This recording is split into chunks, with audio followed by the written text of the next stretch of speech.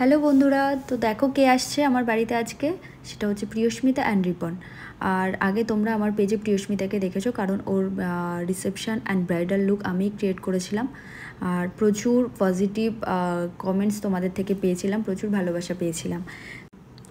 আর এই বৃষ্টির মধ্যে, মানে আজকে হঠাৎ করে এত বৃষ্টি হবে এটা আমরা কেউ বুঝতে পারিনি। এই বৃষ্টির মধ্যেও ওরা চলে এসছে, এবং আমি যেটা শুনলাম ওরা ফার্স্ট বাইকে আসছিলো, তারপরে বাইকে আসতে পারিনি বলে আবার বাড়ি থেকে গাড়ি আনিয়ে গাড়িতে এসছে। ওরা যে এসে পৌঁছাতে পড়েছে এটাই অনেক। আর আমার মনে হয় এটাই হয়তো প্রিয়স্মিতার ফার্স্ট শ্যুট প্রফেশনালি। তো একটু ভয় ভয় পাচ্ছিলো, একটু আনইজি ফিল করছিল, তোমরা ওকে দেখলেই বুঝতে পারবে। যেটা ওর বিয়ের দিনে আমি একদমই দেখিনি। বিয়ের দিনেও খুব হাসি খুশি ছিল, আর এখানে এসে একটু ভয় পাচ্ছিল। এবং দেখো হঠাৎ সব অন্ধকার হয়ে গেছে। অন্ধকার হওয়ার কারণটা, সেই দিন যেহেতু বৃষ্টি হয়েছে, একটু হাওয়া হয়েছে, তো আমাদের গোবরডাঙ্গাতে মারাত্মক পরিমাণে লোডশেডিং হয়। তো সেদিনেও সেটা বাদ গেল না, আর সেটা এই দিনেই হওয়ার ছিল।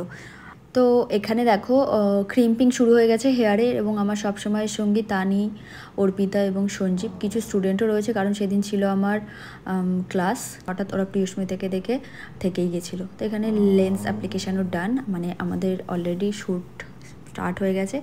আর এখানে দেখো চলে এসছে বর্ণালী, কারণ বলে রাখি তোমাদেরকে, বর্ণালীর নিজের মাসি হচ্ছে প্রিয়স্মিতা। তো এই সোর্সেই আমি ওকে সাজিয়েছিলাম আগে। তো যদিও আমি জানতাম না যে প্রিয়স্মিতা একজন ব্লগার, বা প্রিয়স্মিতার এত ফ্যান ফলোয়ার আছে, এটা আমি জানতামই না আগে।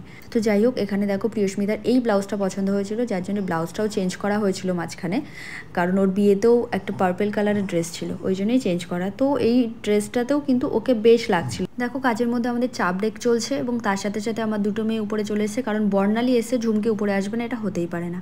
আর নিচে কেউ চা আনতে গেছে আর নিধি তার পেছন ধরবে না, সেটাও হতে পারে না। এখানে দেখো কলকা চলছে, এবং দেখো একদমই অন্ধকার, তার মানে আবারও লোডশেডিং। সেদিনের এই ভোগান্তিটা আমাদের অনেকটা টাইম জুড়ে হয়েছিল, যার জন্য আমাদের মেকআপের টাইমটাও অনেক বেশি লেগেছিলো।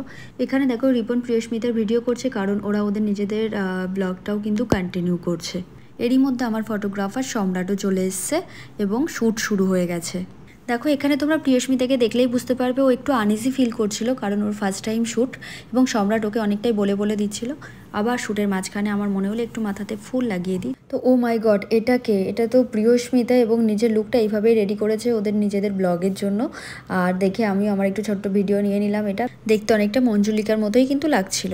এবং তারপরে দেখো, মানে বর্ণালী এলে তো ওর খাওয়া শেষ হয় না, কন্টিনিউ খেয়েই যাচ্ছে, কিন্তু গায়ে কিছু লাগছে না। তারপরে প্রিয়স্মিতাদের মোটামুটি সব কিছুই কমপ্লিট, ওদের নিজেদেরও ব্লগ কমপ্লিট, আর আমাদের তো প্যাক আপ হয়েই গেছে। তো প্যাক আপ হওয়ার পরে আমরা একটু মজাই করছিলাম সবাই মিলে। আর এখানে প্রিয়স্মিতার মেকআপ রিমুভিংও চলছে।